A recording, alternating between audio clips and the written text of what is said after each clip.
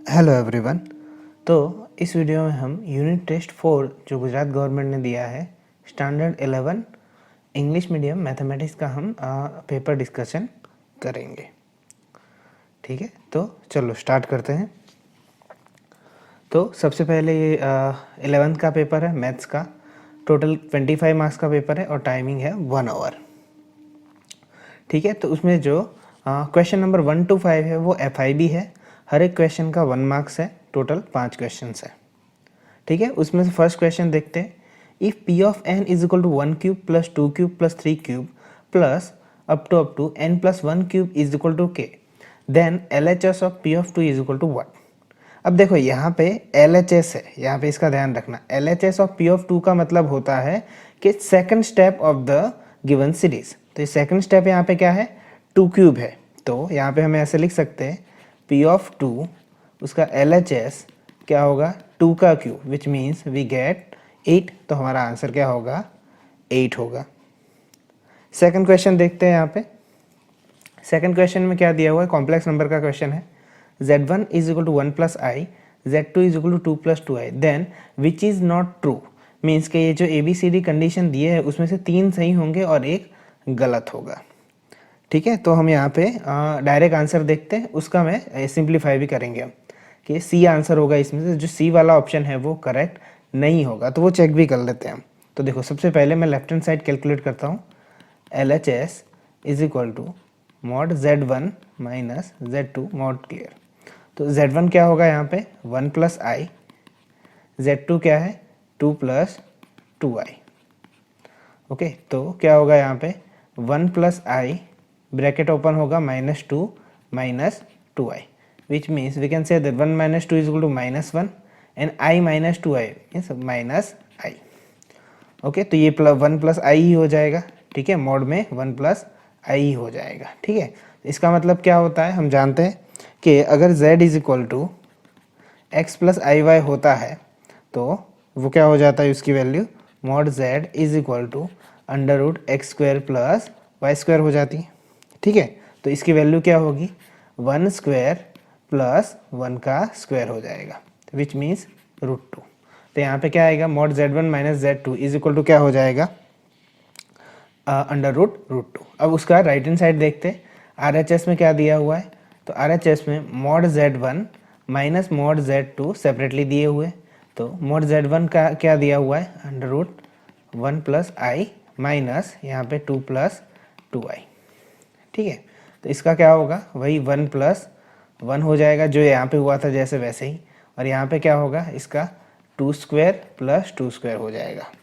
तो √2 माइनस ये क्या हो जाएगा 4 प्लस 4 √8 हो जाएगा, विच मीन्स आप ये कह सकते हो कि ये 2√2 होगा। 8 का स्क्वायर रूट क्या होता है 2√2। तो √2 बाहर निकाल दो तो अंदर क्या बचेगा 1 माइनस। ऑप्शन भी चेक कर लेते हैं, ये डी वाला ऑप्शन चेक कर लेते हैं कि सही आता है या नहीं आता, जस्ट फॉर चेकिंग। तो देखो मॉड Z1 यहाँ पे Z2 डिवाइड कर लिया। तो Z1 देखो क्या है 1 प्लस आई और नीचे क्या है 2 प्लस 2i। ठीक है, तो इसे हम ऐसे यहाँ पे रेशनलाइज करेंगे तो यहाँ पे 2 माइनस 2i हो जाएगा। तो ये क्या होगा यहाँ पे 1 प्लस आई इंटू 2 माइनस 2i होगा, जिसे हम अभी सिंप्लीफाई करेंगे। और नीचे देखो a plus b a minus b है, तो a का स्क्वायर 4 माइनस 2 का 4 स्क्वायर और i का स्क्वायर हो जाएगा। तो ऊपर हम सिंप्लीफाई करते 1 2 ज़ा 2 माइनस 2i, 1 2 ज़ा 2 अगेन, सॉरी यहाँ पे i है तो i 2 ज़ा 2i हो जाएगा और माइनस 2i का स्क्वायर हो जाएगा। नीचे क्या हो जाएगा i स्क्वायर माइनस 1 यानी कि 2 का स्क्वायर, यहाँ पे 4 था sorry, a plus b a minus b, तो यहाँ पे 4 था सिर्फ, तो 4 प्लस 4 क्या हो जाएगा 8 हो जाएगा। ये कैसे आया, i का स्क्वायर -1 वैल्यू रखा तो वो माइनस माइनस प्लस हो जाएगा। ठीक है, तो यहाँ पे ये जो है 2i और 2i ये कैंसिल हो जाएंगे। ठीक है, तो ऊपर क्या बचेगा 2i का स्क्वायर -1 यानी कि +2 हो जाएगा यहाँ पे -1 होके, और नीचे क्या है 8 है, which means we got 4/8। Okay, तो क्या हो जाएगा हमारे पास आंसर 1/2 आएगा। अब उसकी राइट हैंड साइड चेक करते हैं क्या है Z1/Z2। तो मॉड Z1 क्या होगा वो हम निकाल चुके हैं पहले ही। ठीक है, √2 होगा। ठीक है, यहाँ पे था वही 1 + √2। और मॉड Z2 क्या होगा तो 4 + 4 8 होगा, यानी कि 2√2 होगा। ठीक है, इनको अलग अलग डिवाइड करो चेक करने के लिए। तो देखो √2 कैंसिल, क्या बचेगा 1/2 मीन्स ये कंडीशन वेरीफाई करती, वैसे सारी होगी, ए बी भी होगी। ओके, तो उसमें सी सिर्फ ट्रू नहीं है। आगे देखते हैं question number 3, find the multiplicative inverse of 2 - 3i। तो सबसे पहले बेटा मल्टीप्लिकेटिव इनवर्स का आपको फॉर्मूला पता होना चाहिए। z inverse is equal to क्या होता है, z bar upon mod z का स्क्वायर होता है। तो सबसे पहले z क्या दिया हुआ है हमें, कॉम्प्लेक्स नंबर 2 - 3i, तो z बार क्या होगा, तो 2 + 3i होगा। ठीक है, और मॉड z क्या होगा हमारे पास, तो मॉड z होगा हमारे पास z क्या है, 2 का स्क्वायर 4 + 3 का स्क्वायर 9 होगा, विच मीन्स √13। बट मुझे सिर्फ मॉड z से मतलब नहीं है, उसका स्क्वायर चाहिए, तो वो क्या होगा 13 होगा। तो चलो इस फॉर्मूले में रख देते हैं। z बार कितना है 2 + 3i और मॉड z स्क्वायर कितना है 13, रख दिया, हो गया हमारा आंसर। क्या होगा, अलग अलग दे दो, 2/13 + 3/13i। तो यही हमारा इन्वर्स का आंसर 2/13 + 3/13i होगा। ये थर्ड क्वेश्चन का आंसर है। Question number 4, solve for the natural number, carefully read that, solve for the natural number x - 12x > 30। ठीक है, तो ये इनइक्वालिटी का क्वेश्चन है, इसमें हम ले लेते हैं -12x > 30 है। तो चलो इस लेफ्ट हैंड साइड जो स्टेप है उसे हम पॉजिटिव बना देते हैं। तो दोनों साइड पे हम जब नेगेटिव मल्टीप्लाई करते हैं, दोनों साइड पे हम -1 मल्टीप्लाई करेंगे तो ये इनइक्वालिटी चेंज हो जाएगी, इस तरफ चली जाएगी। तो क्या हो जाएगा -30, हमने दोनों तरफ -1 से मल्टीप्लाई किया। तो x इज इक्वल टू क्या होगा -30/12। इसे हम और सिंप्लीफाई करते जाते हैं, तो ये 5 6 ज़ा 30 और 6 2 ज़ा, यानी -5/2 से x लेस देन आएगा। तो यहाँ पे क्या है कि x की वैल्यू ऐसी आएगी जो -5/2 से कैसी है, कम होगी। ठीक है, तो 5/2 से यानी कि -2.5 से कम हो जाएगी वैल्यू। तो यहाँ पे आप ऐसा कह सकते हो इसको कि -5/2 है ओपन इंटरवल में, वो कहाँ तक वैल्यू जाएगी उसकी छोटी, अब कहाँ नहीं है कुछ, तो नेगेटिव इन्फिनिटी। ठीक है, तो ये नेगेटिव इन्फिनिटी से -5/2। अब हमें पूछा क्या है कि नेचुरल नंबर के लिए क्या होगी, तो इसमें तो कभी नेचुरल नंबर मिलेगा ही नहीं, इसलिए क्या होगा x इज इक्वल टू 5 होगा। इसके फोर्थ का आंसर क्या होगा, x is equal to 5। Question number 5 देखो, how many 3 digit numbers can be form a digit of 1 2 3 5, repetition of digit is not allowed. Okay, तो 3 डिजिट नंबर, तो 3 digit number मैं यहाँ पे ले लेता हूँ अच्छे से। अब कितने नंबर बनेंगे 3 डिजिट, इन कितने नंबर है 5 नंबर में से। तो देखो 3 डिजिट नंबर होता क्या है, 3 डिजिट नंबर आप 1 2 3 लिख लो, 3 4 5 लिख लो, इस तरह से होते हैं। तो कभी भी ये जो नंबर होता है आगे जीरो वाला, वो 3 डिजिट में कैलकुलेटिव नहीं होता है, क्योंकि ये 100 प्लेस में जीरो हम नहीं रख सकते। यानी कि यहाँ पे कितने डिजिट आएंगे, तो जीरो को छोड़ दो, कितने बचे 1 2 3 4, इनमें से कोई भी आ सकता है। ठीक है, इनमें से कोई भी आ सकता है, तो पहले में 4 आ गया, इन चारों में से कोई भी आ सकता है, तो 4 लिख दिए यहाँ पे। ठीक है, उसके बाद फिर से मैं वो नंबर लिख लेता हूँ, 1 2 3 और 5 नंबर है। ठीक है, तो अब एक नंबर इन चारों में से चला गया। ठीक है, तो कितने बचे होंगे 3, और यहाँ पे 0 बचा है, तो 0 तो अब सेकंड प्लेस पे आ सकता है, तो वो 1, तो 3 और 1 कितने हैं 4, तो यहाँ पे 4 नंबर आ सकते हैं वापस से। दूसरे स्टेप के क्या आ सकते हैं 3 और 1, 4 भी आ सकते हैं। अब तीसरा जो स्टेप बचा उसमें 2 नंबर चले गए इन सब में से, तो कितने बचेंगे 3 बचेंगे। ठीक है, तो ये जो मल्टीप्लिकेशन प्रिंसिपल ऑफ काउंटिंग का जो प्रिंसिपल है उसमें क्या हो जाएगा, मल्टीप्लाई हो जाएगा। तो 4 4 ज़ा 16, 16 3 ज़ा 48, तो कितने नंबर बनेंगे 48 नंबर बनेंगे। आगे देखते हैं। ओके, सेक्शन बी है, answer the following question 6 to 8 as directed, each carries 2 marks. ठीक है, हर एक क्वेश्चन 2 मार्क्स का है यहाँ पे। क्वेश्चन नंबर 6 क्या है, solve √3x² - √2x + 3√3 is equal to 0। ठीक है, तो इसमें हम किस तरह से सॉल्व करेंगे क्वाड्रेटिक इक्वेशन, तो इसको हम क्या ले लेंगे, तो स्टैंडर्ड एक तरीका है उसी तरह से ले लेंगे। a is equal to √3, b is equal to क्या हो जाएगा -√2 and c is equal to क्या होगा 3√3।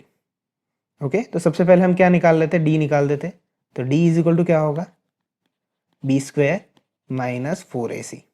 ठीक है, तो b क्या है हमारे पास -√2 का स्क्वायर -4, a क्या है √3 और c क्या है 3√3। तो चलो -√2 का स्क्वायर क्या होगा पॉजिटिव 2 हो जाएगा, रूट 2 का स्क्वायर 2 और नेगेटिव का स्क्वायर पॉजिटिव हो जाएगा। रूट थ्री क्या हो जाएगा, 3 हो जाएगा, 3 3 ज़ा 9, 9 4 ज़ा 36 यानी कि 36। ओके, तो यहाँ पे क्या होगा -34। अब आप -34 को कैसे लिख सकते हो, एक्चुअली -1 इंटू 34 लिख सकते हो, और -1 का मतलब क्या होता है, आई स्क्वायर होता है। ठीक है, ये लिखने का रीज़न क्या है, क्योंकि मुझे रूट डी चाहिए। क्यों, क्योंकि अभी मेरे रूट जो है वो इस तरह से आने वाले हैं ना, प्लस और माइनस रूट डी अपॉन 2 है, ये हमारा फॉर्मूला है रूट निकालने का। तो यहाँ पे ये तो सब डी है यहाँ पे। ओके ओके, अब यहाँ पे हम रूट डी ले लेते हैं। तो रूट आई का स्क्वायर रूट क्या हो जाएगा आई, 34 का क्या हो जाएगा रूट 34, जिसको हम इस वैल्यू में रखेंगे। तो यहाँ से दो वैल्यू हमें मिलेगी, एक बार x is equal to minus b plus root d upon 2a and x is equal to minus b minus root d upon 2a। ठीक है, सॉरी यहाँ पे b होगा। अब यहाँ पे नेगेटिव b है, तो b जो है वो नेगेटिव रूट 2 है और आगे ऑलरेडी नेगेटिव है, तो पॉजिटिव हो जाएगा, negative negative, plus root d क्या है आई रूट 34। ओके, और 2 और a क्या है हमारे पास रूट 3। ठीक है, उसी तरह से यहाँ पे x is equal to root 2 minus i root 34 और नीचे क्या हो जाएगा 2√3। ठीक है, तो अब हम यहाँ पे सिंप्लीफाई कर देते हैं इनको। तो यहाँ पे क्या होगा, तो देखो कॉमन निकलेगा, क्या कॉमन निकलेगा, 2 को हम कैसे लिख सकते हैं, रूट 2 इंटू रूट 2 लिख सकते हैं। तो यहाँ पे देखो रूट 2 प्लस आई रूट 34 को हम कैसे लिख सकते हैं, रूट 17 इंटू रूट 2, और नीचे जो 2 है उसको रूट 2 इंटू रूट 2 लिख सकते हैं, और रूट 3। उसी तरह से यहाँ पे लिखो root 2 minus i root 17 into root 2 और नीचे root 2 into root 2 into root 3। बेटा देखो रूट 2 सब में से कॉमन निकलेगा तो उसे काट दो, तो x मुझे क्या मिल जाएगा, मैं यहाँ पे लिख लेता हूँ 1 प्लस आई रूट 17, नीचे रूट 2 और रूट 3 बचे तो रूट 6। ओके, यहाँ पे आई बचेगा एक, तो 1 प्लस आई रूट 17 रूट 6, और यहाँ पे क्या बचेगा x इज इक्वल टू उसी तरह से रूट 2 कटेगा यहाँ पे। ठीक है, तो 1 minus i root 17 upon root 6, यानी कि इन दोनों का अगर मिलाकर मैं यहाँ पे लिख दूँ तो x इज इक्वल टू मुझे क्या मिल रहा है, आंसर मेरा 1 प्लस और माइनस रूट 17 आई अपॉन रूट 6, ये हमारा आंसर होगा। ठीक है, ये क्वेश्चन नंबर 6 था। आगे देखते हैं। ओके, यहाँ पे एक और में है, पर हमें और में नहीं करेंगे, जितने भी क्वेश्चंस है उसमें से कोई भी एक क्वेश्चंस कर लेंगे। क्वेश्चन नंबर 7 देखो, find the solution of x minus x/2 plus x/3 less than 12 for real numbers. Okay, x की वैल्यू हमें फाइंड करनी है रियल नंबर्स के लिए। ठीक है, तो चलो कर लेते हैं इसको। तो सबसे पहले इसको हम सिंप्लीफाई कर देते हैं कि x माइनस x/2 उसे किस तरह से लिखते हैं। तो देखो x माइनस 3 और 2 का क्या हो जाएगा, यहाँ पे क्रॉस मल्टीप्लाई कर दो, 3x प्लस 2x अपॉन 3 2 का क्या हो जाएगा 6। ठीक है, अब x माइनस ये क्या हो जाएगा 5x/6 लेस देन 12, तो 6 इंटू एक्स क्या हो जाएगा 6x minus 5x upon 6 less than 12, which means we can say that x upon 6 less than 12, so x less than 12 6 72। तो x लेस देन क्या आया 72 आया। इसका मतलब क्या हो सकता है कि ये ओपन इंटरवल में x बिलोंग्स टू, यही एक्चुअली आंसर है, पर आप उसे ब्रैकेट में भी लिख लो। ठीक है, ये 72 है और डिक्रीजिंग में है यहाँ से x, तो क्या हो जाएगा नेगेटिव इन्फिनिटी की तरफ जाएगा। ठीक है, तो x belongs to negative infinity to 72 हो सकता है। ठीक है, फॉर रियल नंबर। ओके, तो इतना आंसर था उसका 7 का। क्वेश्चन नंबर 8 देखो, if 7.pr is equal to 7pr minus 1, okay permutation, then find the value of r। ठीक है, तो हम इसे ऐसे लिख लेते हैं 7 इंटू 5pr का मतलब क्या होता है 5 factorial upon 5 minus r factorial is equal to सामने क्या होगा 7 factorial upon 7 minus r minus 1। Okay, ये फैक्टोरियल हो जाएगा। ठीक है, तो इसे हम किस तरह से लिखेंगे, तो 7 into 5 factorial upon 5 minus r factorial is equal to 7 को हम कैसे लिख सकते हैं 7 इंटू 6 इंटू 5 फैक्टोरियल लिख सकते हैं, क्यों? क्योंकि हम 5 कट कर देंगे। ओके, और यहाँ पे 7 माइनस आर माइनस 1 का मतलब क्या होता है? ये बेटा माइनस माइनस क्या हो जाएगा? प्लस हो जाएगा। मीन 7 + 1 यानी कि 8 माइनस आर का फैक्टोरियल।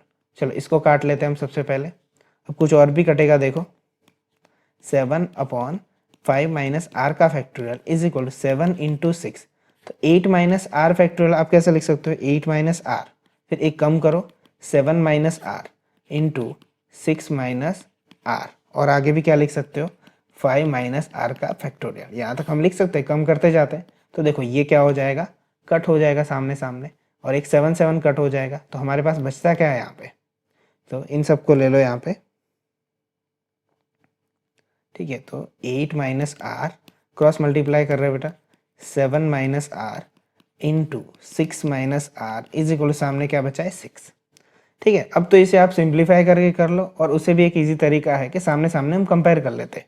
ये सारे क्या है? डिक्रीजिंग ऑर्डर में, 8 minus r, 7 minus r and 6 minus r. ठीक है, तो इसे हम कैसे लिखेंगे? तो 6 को हम कैसे लिख सकते हैं? 3 2 ज़ा 6, और 1 भी लिख सकते हैं यहाँ पे।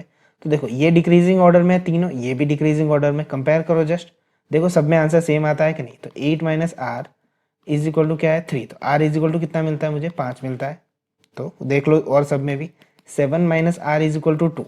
ये 7 माइनस आर को मैं 2 के साथ कंपेयर कर रहा हूँ, तो आर इज इक्वल टू मुझे क्या मिलेगा? 5 मिलेगा। और सेम तरीके से 6 minus r is equal to 1, तो r is equal to again क्या मिलता है? 5, विच मीन्स आर की वैल्यू क्या होगी? 5 होगी।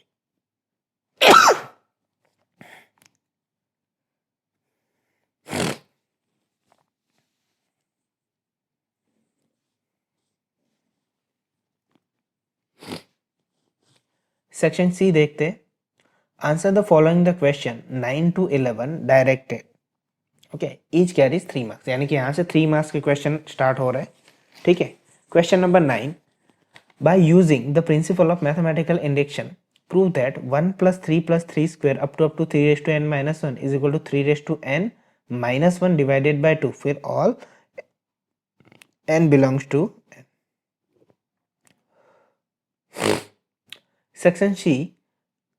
Section C, answer the following questions 9 to 11 as directed. Each question carries 3 marks. Okay, 3 marks के क्वेश्चन है ये। क्वेश्चन नंबर 9 क्या है? By using the principle of mathematical induction prove that 1 + 3 + 3 square up to 3n - 1 is equal to 3n - 1 divided by 2, n belongs to n। तो ये जो भी PMI वाले क्वेश्चंस होते हैं उसमें हम पहले 1 के लिए प्रूव करते हैं, फिर k के लिए और k+1 के लिए, तीन ही चीज़ों का इस्तेमाल करते हैं। सबसे पहले देखो इसमें हम इसको कुछ इस तरह से लिख लेते, suppose for p of n लिख लेते हैं यहाँ पे। तो p of n is equal to क्या होगा? 1 + 3 + 3 square, okay, 2 + 3n - 1 is equal to 3n - 1 divided by 2 for n belongs to n। तो हम सबसे पहले p ऑफ 1 की बात करते हैं। तो p of 1 is equal to क्या होगा यहाँ पे? तो LHS की बात करते हैं, सिर्फ 1। ठीक है, LHS की बात करते हैं यहाँ पे। तो फर्स्ट स्टेप होगा जैसे हमने फर्स्ट क्वेश्चन में देखा था। अब p ऑफ 1 के RHS की बात करते हैं। p ऑफ 1 के RHS की बात करते हैं, विच मीन्स ये जो यहाँ पे जो स्टेप दिया हुआ है वो RHS है। तो यहाँ पे 3n की जगह पे 1 रखो और नीचे 2। तो 3 - 1 यानी कि 3 - 1/2, which means we get 2/2 is equal to 1।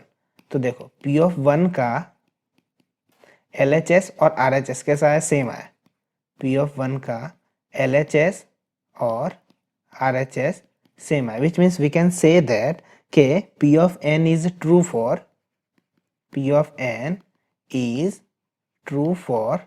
n is equal to 1, ये हम कह सकते हैं।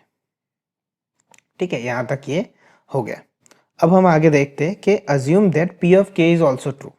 ओके, हम अज्यूम करते हैं कि assume that p of k is also true।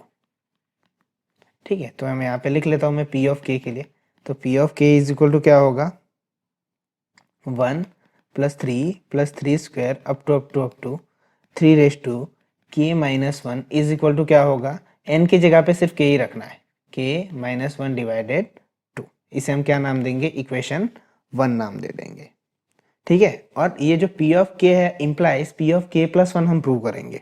इसी के लिए हम P of K plus one की भी वैल्यू वन को हम फिर से लिख लेते हैं यहाँ पे 1 + 3 स्क्वायर प्लस 3 रेज टू के minus one is equal to क्या होगा 3 रेज टू के माइनस वन डिवाइडेड बाय 2। अब हम यहाँ पे प्रूव करेंगे कि we will prove that P of K plus one is also true. We will prove that P of K plus one is true. ठीक है, तो यही फॉर्मूला हम के प्लस वन के फॉर्म में लिख देते।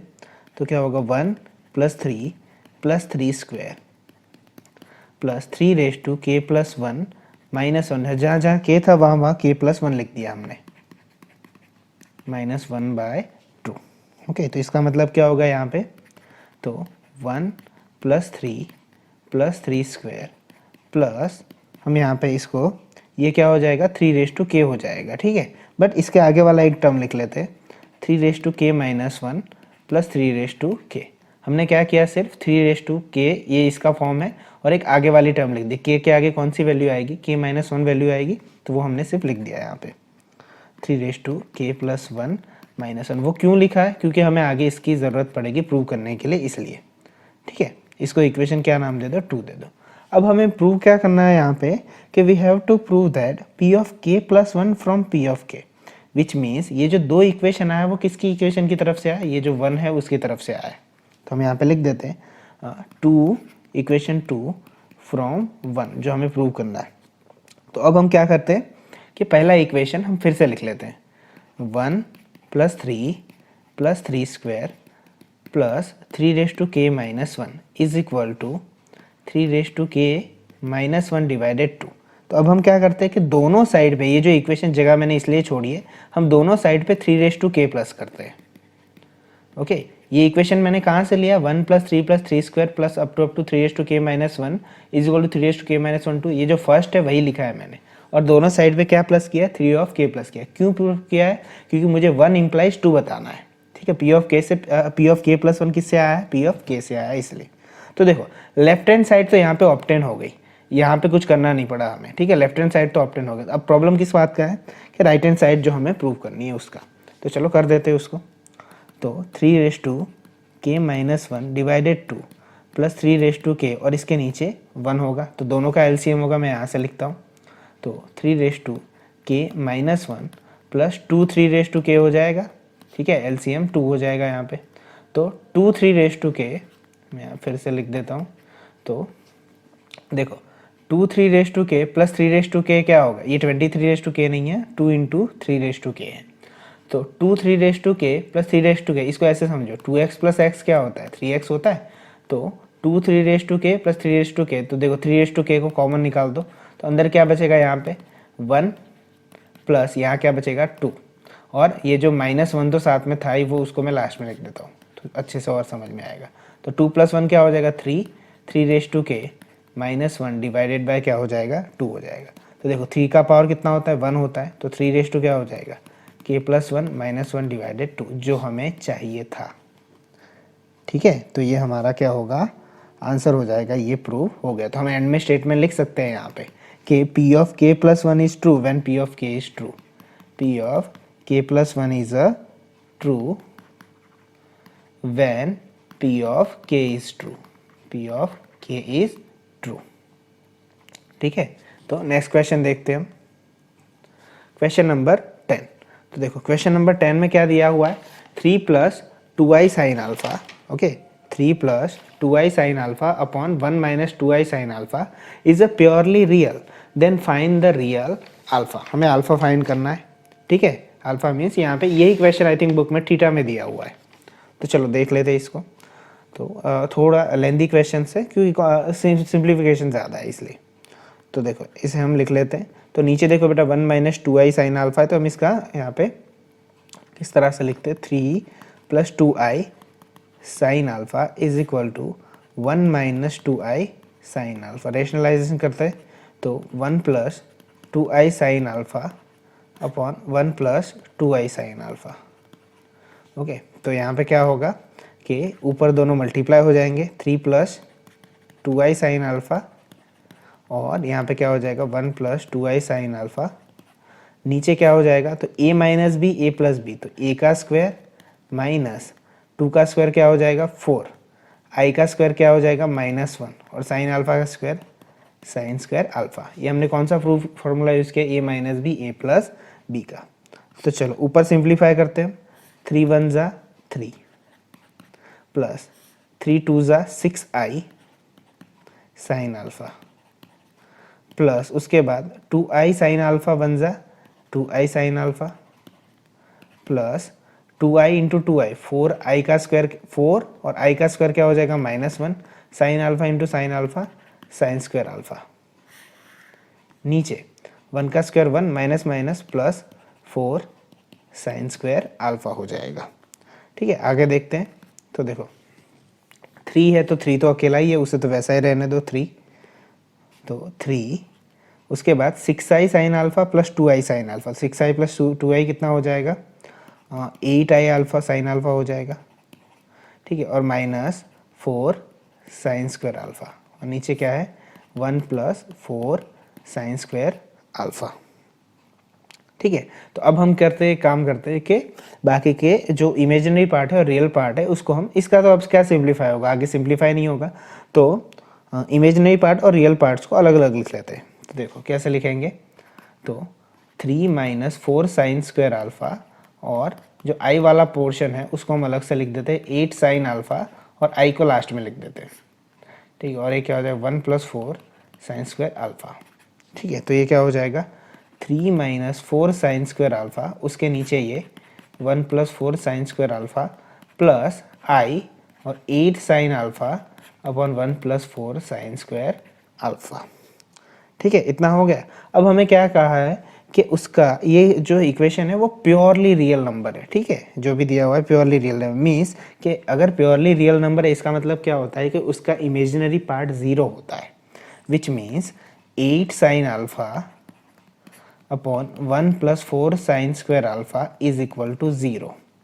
तो 0 होगा तो क्या होगा, इसका मतलब 8 साइन अल्फा और ये इससे 0 से मल्टीप्लाई हो जाएगा तो क्या हो जाएगा 0, which means sine alpha is equal to 0। अब साइन अल्फा 0 कब होता है, ठीक है, तो इसको समझने का बहुत आसान तरीका है, sine alpha is equal to sine 0, which means sine 0 0 ही होता है, तो अल्फा इज इक्वल टू क्या हो गया 0 हो गया।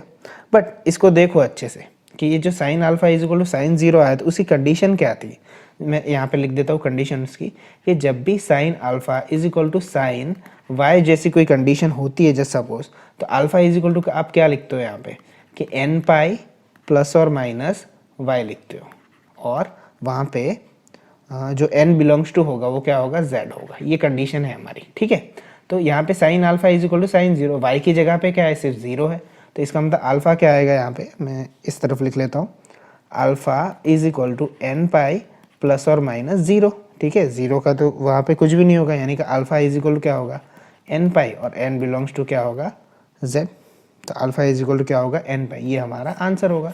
Alpha is equal to n pi, n belongs to z। 3 plus 2i sine alpha upon 1 minus 2i sine alpha is purely real. ठीक है, क्वेश्चन नंबर 10 था। आगे देखते हैं क्वेश्चन नंबर 11। क्या दिया हुआ है, 2x plus Y less than और equal to 6, 3x plus 4y greater than और इक्वल टू 12। ओके, इनको ग्राफिकली सॉल्व करना है। ठीक है, तो चलो कर लेते हैं इनको सॉल्व। तो 2x plus y is less than और इक्वल टू 6 है, तो सबसे पहले हम क्या ले लेते हैं, इनका टेबल बना लेते हैं। तो देखो 2x plus y is equal to 6 ले लेते हैं। ठीक है, हम इसके पहले कोऑर्डिनेट्स निकाल रहे हैं, तो first of all x is equal to जब 0 रखूँगा तो मुझे y क्या मिलेगा 6 मिलेगा। उसके बाद अगर मैं y इज इक्वल टू 0 रखूँ तो मुझे x क्या मिलेगा 3 मिलेगा। तो यानी कि मेरा पहला जो यहाँ पे कोऑर्डिनेट है एक 0 6 मिल रहा है और एक क्या मिल रहा है 3 0 मिल रहा है। ठीक है, तो ये इसकी बात हुई। दूसरे इक्वेशन की बात करते हैं कि 3x plus 4y greater than और इक्वल टू 12। ठीक है, तो उसको 3x plus 4y is equal to 12 ले लो, तो एक बार x इज इक्वल टू 0 रखो तो मुझे y क्या मिल जाएगा 3 मिल जाएगा, क्योंकि 12/4 होगा। उसके बाद अगर मैं y इज इक्वल टू 0 रखूँ तो x मुझे क्या मिल जाएगा 4, यानी इसके कोऑर्डिनेट कितने हैं 0 3 और ये 4 0। ठीक है, अब इन्हीं कंडीशंस को हम क्या करते हैं ग्राफ पे शो करते हैं। ठीक है, तो यहाँ पे क्या हो जाएगा ओरिजिन है, यहाँ पे क्या होगा ओरिजिन होगा। अब यहाँ पे ग्राफ में इस तरह से ले रहा हूँ, यहाँ पे 1 2 3 4 और 5 तक लेता हूँ, ठीक है। यहाँ पे क्या हो जाएगा 1 2 3 4 5 और 6 तक लेता हूँ। क्यों 6 तक? मुझे 0 6 है यहाँ पे इसलिए। तो चलो सबसे पहले हम 2x plus y is equal to 6 line के लिए करते हैं। तो 0 6 कहाँ है मेरा? यहाँ पे है बेटा, ये 0 6 है। और दूसरा पॉइंट कहाँ है? 3 0, तो वो यहाँ पे है। ये कौन सा है? 3 0। अगर मैं इन दोनों लाइंस को मैं कनेक्ट करूँ, ठीक है, यहाँ पे लाइन मेरी स्ट्रेट नहीं आएगी, जस्ट फॉर दैट मैं सिर्फ आपको दिखाना चाहता हूँ। तो ये लाइन कौन सी होगी? ठीक है, तो ये लाइन कौन सी होगी? 2x plus y is equal to 6। आपकी लाइन स्ट्रेट आएगी एकदम अच्छे से, ठीक है। मेरे यहाँ पे मैं ड्रॉ नहीं कर सकता ऐसे, इसलिए। और 3x plus 4y is equal to 12, which means एक था 0 3, ओके, 0 3 यानी कि ये रहा, ओके। और उसके बाद दूसरा है 4 0, तो यहाँ पे 4 0 है, ठीक है, यहाँ पे। अब इन दोनों को ज्वाइन कर दो, ठीक है। तो यहाँ पे इस तरह से कुछ लाइन जाएगी, ठीक है। अब उसके बाद हम चेक कैसे करते हैं कि कौन सा एरिया हमें यहाँ पे शेडेड करना है, ठीक है। ये इंटरसेक्टिंग पॉइंट कैसे होता है? तो इंटरसेक्टिंग पॉइंट हम निकाल सकते हैं इसका। तो इंटरसेक्टिंग पॉइंट हम निकाल देते हैं। तो इन दोनों का हम एलिमिनेशन मेथड से इंटरसेक्शन पॉइंट निकाल देंगे। तो देखो 2x plus y is equal to 6 and दूसरा क्या है 3x plus 4y is equal to 12। देखो y को यहाँ पे 4 से मल्टीप्लाई कर देंगे तो इंटरसेक्शन मेथड वर्क कर जाएगा, यानी इसको हम 4 से मल्टीप्लाई करते हैं तो 4 2 8x plus 4y is equal to 4 6 24। उसमें से ये माइनस कर देते हैं, 3x plus 4y is equal to 12। तो नेगेटिव करो इसको, तो क्या हो जाएगा 8 माइनस 3 5x, ये 0 हो जाएगा, 12 हो जाएगा। तो x इज इक्वल टू क्या होगा 12/5। तो x क्या है यहाँ पे? पहला 12/5 आया। अब दूसरा y हमें निकालना है, तो किसी भी एक में रख दो। तो चलो इसमें रख देते फर्स्ट इक्वेशन में। 2 इंटू एक्स 12/5 आया plus y is equal to 6। तो 12 2 24/5 plus y is equal to क्या होगा 6। तो y इज इक्वल टू क्या होगा 6 माइनस 24/5। तो 5 6 30 माइनस 24/5। तो y इज इक्वल टू क्या मिलेगा 6/5। तो y कितना मिला 6/5 मिलेगा, ठीक है। अब हमें क्या करना है, यहाँ पे जो शेडेड रीजन बताना है वो हम कैसे बताते हैं? तो ये जो इक्वेशन दोनों थे हमारे पास 2x plus y is equal to 6 और 3x plus 4y is equal to 12, तो उसमें हम क्या करते हैं? तो ओरिजिन की वैल्यू पुट करते हैं, ठीक है। उसी के हिसाब से हमें यहाँ पे देखने को मिलता है। यहाँ पे देखो, यहाँ पे ओरिजिन की वैल्यू पुट करो 2x plus Y less than और इक्वल टू 6। तो ओरिजिन की वैल्यू यानी कि x is equal to 0 and y is equal to 0, which means हमें क्या मिल रहा है 0 लेस देन और इक्वल टू 6 मिल रहा है। ये पहले की बात कर रहा हूँ, हमें 0 क्या मिल रहा है लेस देन और equal to 6, which is correct, okay. 0 यहाँ पे लेस देन होता है 6 से, बट यहाँ पे देखो यहाँ 0 और यहाँ पे दोनों जगह पे 0, तो 0 ग्रेटर देन इक्वल टू 12 आएगा, ठीक है। तो 0 greater than equal to 12 which is incorrect. तो यहाँ पे ग्राफ किस तरह से बन रहा है यहाँ पे? तो ये 2x plus y is equal to 6 के लिए लाइन थी, ये दूसरी लाइन किसके लिए थी मैं यहाँ पे लिखना भूल गया, 3x plus 4y is equal to 12 के लिए लाइन थी। अब देखो यहाँ पे पहली लाइन जो है 2x प्लस 5 वो लेस देन इक्वल टू 6 वो करेक्ट हो रही है, यानी कि उसका ग्राफ कुछ इस तरह से बन रहा है, इस तरफ की लाइनें आ रही है, ठीक है। और ये जो है दूसरी 3x plus 4y greater than equal to 12 जो कि गलत है, फॉल्स है, तो उसका किस तरफ आएगा? इस तरफ आएगा। तो यहाँ पे ये जो जिस तरह से हमारा शेडेड रीजन होता है या इस पॉइंट से, तो हमारा ग्राफ का शेडेड रीजन कहाँ आएगा? यहाँ पे आएगा, बीच में ये जो पोर्शन है वहाँ पे हमारा शेडेड रीजन आएगा जो हमें ग्राफ पे शो करना है, ठीक है। तो यहाँ पे 11th क्वेश्चन इसी तरह से होगा। आगे देखते हैं 12th क्वेश्चन। इसे आपको वो नोटबुक या उस समय करोगे तो अच्छे से आ जाएगा, मेरी यहाँ पे स्ट्रेट लाइन नहीं आई है। क्वेश्चन नंबर 12 देखो, जो कि 5 मार्क्स का क्वेश्चन है। Answer the following question 12 as directed carries 5 marks. Okay, section D है, 5 मार्क्स का क्वेश्चन है, ठीक है। इन दोनों में से कोई भी एक करेंगे। तो ये जो और वाला क्वेश्चन है, ये वाला क्वेश्चन वो इजी है कंपैरेटिवली, तो हमें एक ही करना है, तो हम ये नीचे वाला क्वेश्चन कर लेते हैं, ठीक है। देखो परम्यूटेशन का क्वेश्चन हम करते हैं कि in how many ways can the letters of the word permutations be arrange if the first question word start with the P and and with the S, ठीक है। तो सबसे पहले नंबर गिन लो कितने हैं। एक तो पी से स्टार्ट होना चाहिए और यहाँ पे किससे खत्म होना चाहिए? एस से। तो बीच में कितने नंबर है, 1 2 3 4 5 6 7 8 9 और 10। 2 3 4 5 6 7 8 9 और 10, इसके बीच में जो नंबर्स है वो यहाँ पे। ठीक है, तो स्टार्टिंग कहाँ से होना चाहिए, पी से होना चाहिए, और फिनिश कहाँ पे होता है, एस पे होता है। तो देख लेते हैं हम, तो ये कौन से थ्योरम से होगा। एक थ्योरम है हमारे पास जो इस तरह से है कि जितने भी नंबर्स हो n फैक्टोरियल और जितने भी रिपीटेटिव हो p1 फैक्टोरियल, p2 फैक्टोरियल और p3 फैक्टोरियल, इस तरह से जो थ्योरम है वो इसका यूज़ करेंगे, जो स्टेटमेंट होता है वो। तो यहाँ पे कौन से नंबर्स हैं यहाँ पे, तो ये सारे हैं E R M U T A T I O N S। ठीक है, तो यहाँ पे देखो कोई नंबर क्या रिपीट हो रहा है क्या, तो ये टोटल 10 नंबर है, तो यहाँ पे क्या होगा, न्यूमरेटर में 10 फैक्टोरियल, और 1 2 3 4 5 6 ये रिपीट कौन हो रहा है, सिर्फ टी रिपीट हो रहा है और कोई भी नंबर रिपीट नहीं हो रहा है, तो नीचे क्या आएगा, 2 फैक्टोरियल आएगा। तो यहाँ पे क्या होगा, 10 into 9 into 8 into 7 into 6 into 5 into 4 into 3, और ये 2 क्या हो जाएगा, कैंसिल हो जाएगा। ठीक है, तो इसका हम कैलकुलेशन कर लेंगे, जो भी आंसर आएगा वो हमारा आंसर होगा। तो देखो क्या आएगा, 10 9 से 90 करेंगे एक्सेट्रा, मल्टीप्लाई करेंगे टोटल आंसर, तो हमारा टोटल आंसर आएगा 181440। इसको आप कंप्लीट कैलकुलेट। तो वोवेल्स होते कितने हैं, ए आई ओ और यू, ये टोटल 5 वोवेल्स होते हैं।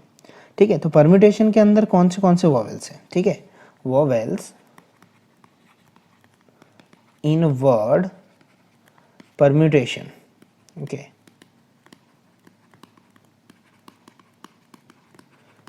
ये परम्यूटेशन वर्ड में कितने हैं, तो यहाँ पे ये है E U A I और O, इतने हैं। ठीक है, E U A I और O यहाँ पे कैलकुलेट करके लिख लेते हैं। अब यहाँ पे जब भी ये वोवेल साथ में दिखाने की बात आती है तो इन सबको हम एक सिंगल ऑब्जेक्ट की तरह लेते हैं, यानी कि बाकी के सारे नंबर एक तरफ और ये एक तरफ।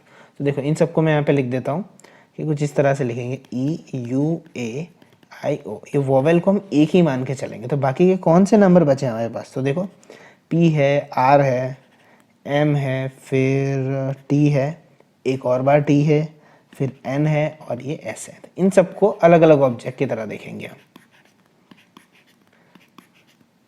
ठीक है, तो अच्छे से समझ आएगा ये बॉक्सेस करेंगे तो।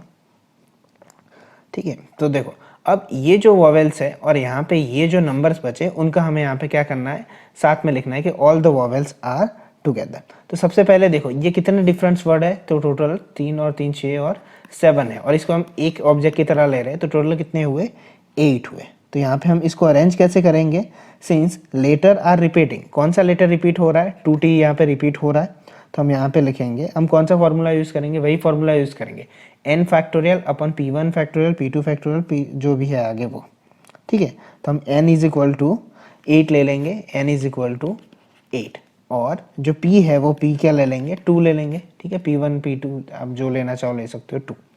ठीक है, तो हम यहाँ पे लिख लेते हैं टोटल अरेंजमेंट्स क्या होंगे, ये 7 + 1 क्या होगा बेटा, 8 फैक्टोरियल, और उसमें रिपीट कितने हो रहे हैं, 2T रिपीट हो रहा है, इसलिए क्या होगा, 2 फैक्टोरियल। तो is equal to 8 factorial upon 2 factorial होगा, उसे यहीं पे छोड़ दो। बट देखो ये तो सबका कॉम्बिनेशन लिया, अब उसी के साथ में हम क्या ले सकते हैं, ये जो वोवेल्स है वो भी तो ले सकते हैं ना, क्योंकि उसका भी होगा, तो उसका परम्यूटेशन कितना होगा, A E I O U जो है वो 5 लेटर्स है, तो उसका परम्यूटेशन क्या होगा इनका अलग से, तो उसका क्या होगा 5P और 5 होगा, क्योंकि 5 ही लेटर है, 5 डिफरेंट है, तो उनका परम्यूटेशन क्या होगा 5P5, which means we can 5P5 को NPN का मतलब क्या होता है, n factorial, which means 5 factorial, तो 120 होगा। ठीक है, तो टोटल नंबर ऑफ अरेंजमेंट क्या होगा यहाँ पे, ठीक है, total number of arrangement means के इन दोनों का मिला के, तो टोटल नंबर ऑफ अरेंजमेंट यहाँ पे हम लिख सकते हैं total number of arrangements, total number of arrangements, ये जो आंसर आया 8 फैक्टोरियल अपन 2 फैक्टोरियल मल्टीप्लाई करेंगे मल्टीप्लिकेशन प्रिंसिपल से, 120 जो आया उतने हमारे टोटल अरेंजमेंट्स होंगे। ठीक है, तो इसको हम सॉल्व करेंगे जब ये 60 हो जाएगा, 8 फैक्टोरियल इंटू 60, तो आपको ये बड़ा सा नंबर मिलेगा 2419200। ठीक है, आप कैलकुलेटर से कर लेना है क्वेश्चन का आंसर क्या होगा, 2419200। चलो आगे देखते हैं last question. Question number 3, there are always 4 letters between P and S। अब देखो इस क्वेश्चन को अच्छे से समझना ठीक है, किस तरह से ये क्वेश्चन करवाया गया है कि there are always 4 letters between P and S। अब देखो तो P और S को हमारे टोटल नंबर कितने हैं, ये 12 नंबर है टोटल। ठीक है, इस चीज़ को अच्छे से समझना, टोटल कितने नंबर है, 12 नंबर है यहाँ पे, ये जो 12 पोजीशन है। तो देखो अगर P और S के बीच में ऑलवेज 4 नंबर होंगे, ये वाला क्वेश्चन हम कर रहे हैं, तो वो कैसे पॉसिबल है। तो इस चीज़ को अच्छे से समझना कि मान लो यहाँ पे मैं ये लिख देता हूँ 1 2 3 4 5 6 7 8 9 10 11 और 12। तो मैं मान लेता हूँ कि P पहले नंबर पे था, उनके बीच में 4 नंबर है 2 3 और 4, तो S कहाँ होगा, यहाँ पे होगा। अगर मैं P सेकंड नंबर पे ले लूँ तो 1 2 3 4 और 5, तो S कहाँ होगा, यहाँ पे होगा। ओके, अगेन अगर मैं P यहाँ पे ले लूँ, ठीक है, तो 1 2 3 और 4, S कहाँ पे होगा, यहाँ पे होगा। इस चीज़ को समझना अच्छे से, ठीक है। 3 पे लिया, वैसे ही मैं P 4 पे ले लेता हूँ, तो 1 2 3 और 4, तो यहाँ पे क्या होगा, S इस तरफ होगा। तो अगर वैसे ही मैं P 5 पे ले लूँ, ठीक है, तो इस तरह से ये एस यहाँ पे अरेंज होते जा रहे हैं। ठीक है, तो देखो फर्स्ट और यहाँ पे क्या है 6 का, उनके बीच का डिफरेंस कितने हैं, 4 नंबर है यहाँ पे। ठीक है, ये 6 पोजीशन पे 1 2 3 4 5 और 6 2 पे होता है, तो कौन से पोजीशन पे, मैं यहाँ पे पी और एस के लिए अलग अलग लिख देता हूँ पोजीशन। ठीक है, ऐसा लिखने की हर बार ज़रूरत नहीं। ये फर्स्ट पोजीशन पे है, तो ये कौन से पोजीशन पे है, 6 पोजीशन पे एस। सेकंड पोजीशन पे है तो, ठीक है, सेकंड में है तो ये क्या होगा, 7th में होगा। थर्ड में होगा तो ये क्या होगा, 8th में होगा। फोर्थ में होगा तो यहाँ पे क्या होगा, 9th पे होगा। अगर 5th में होगा तो ये क्या होगा, 10th में होगा। और 6th पोजीशन पे होगा तो ये किस में होगा, 11th में होगा। और 7th में होगा तो वो 12th में होगा। अब 8 में मैं नहीं ले सकता, क्यों नहीं ले सकता, क्योंकि 13 पे चला जाएगा और हमारे पास लिमिट कितने की है, 12 की तो लिमिट है। ठीक है, तो यहाँ पे क्या आ जाएगा, इतने पॉसिबल यहाँ पे लेटर्स पोजीशन बन सकते हैं, कहने का मतलब ये है। तो इसे लिखे कैसे, ठीक है, तो सबसे पहले देखो यहाँ पे देर आर टोटल 7 केसेस बन रहे हैं हमारे, कितने बन रहे हैं, 7। ठीक है, जैसे P हो सकता है वैसे भी S आगे पीछे हो सकता है। ठीक है, तो यहाँ पे 7 है, 1 से लेके 7 केसेस बन रहे हैं। और कितने 4 डिजिट होने चाहिए P और S, but that is when P is before S। ये जो आउटकम लिखे मैंने किसके लिए लिखे कि P पहले आगे रहेगा। ठीक है, ये जो क्या होगा, P पहले आगे रहेगा। अब ऐसा हो भी तो सकता है ना कि अगर S यहाँ हो तो यहाँ पे P हो, यहाँ पे S हो तो यहाँ पे P हो, तो ऐसा भी हो सकता है। तो टोटल ये 7 है, तो दूसरे और 7 हो जाएंगे, यानी कि टोटल नंबर ऑफ केसेस कितने हैं हमारे पास, total cases is equal to 14 cases है हमारे पास। कितने हैं, 14 केसेस है। अब चलो इसमें हम परम्यूटेशन फाइंड कर लेते हैं कि किस तरह से होगा। ठीक है, तो देख लेते हैं। चलो, तो जो नॉर्मल परम्यूटेशन था वही का वही, ये सिर्फ केसेस कितने हो गए, पोजीशन 14 हो गई। अब परम्यूटेशन का हमने नंबर ऑफ अरेंजमेंट निकाला था, कितना था कि हमने P और S की जो वैल्यू थी वो फिक्स कर दी गई थी। पहला क्वेश्चन याद करो, P और S की अगर वैल्यू फिक्स कर दी जाती है तो हमें यहाँ पे परम्यूटेशन कितना मिलता है, तो उस वक्त हमें नंबर ऑफ अरेंजमेंट्स हमें कितना मिला था, 10 फैक्टोरियल अपन 2 फैक्टोरियल मिला था। पहला क्वेश्चन याद करो, ठीक है, तो उसमें 10 अपन 2 फैक्टोरियल मिला था, बस वही का वही। अब उसी के साथ हमें क्या मल्टीप्लाई कर देना है, तो हमारे पास कितने ऐसे केसेस है, तो ऐसे 14 केसेस है, बस उसे हमने 14 से मल्टीप्लाई कर देना है। तो 14, तो यहाँ पे दूसरा लिख लो, यहाँ पे ये तो नंबर ऑफ अरेंजमेंट सिर्फ 10 फैक्टोरियल अपन 2 फैक्टोरियल के लिए था। ये किसके लिए था, मैं यहाँ पे ब्रैकेट में लिख देता हूँ, ये किसके लिए था, तो P और S की पोजीशन फिक्स हो उसके लिए था, for P and S position fixed. Okay, अब हम हमारा टोटल निकालते हैं जो इसके लिए थर्ड क्वेश्चन के लिए है कि टोटल नंबर ऑफ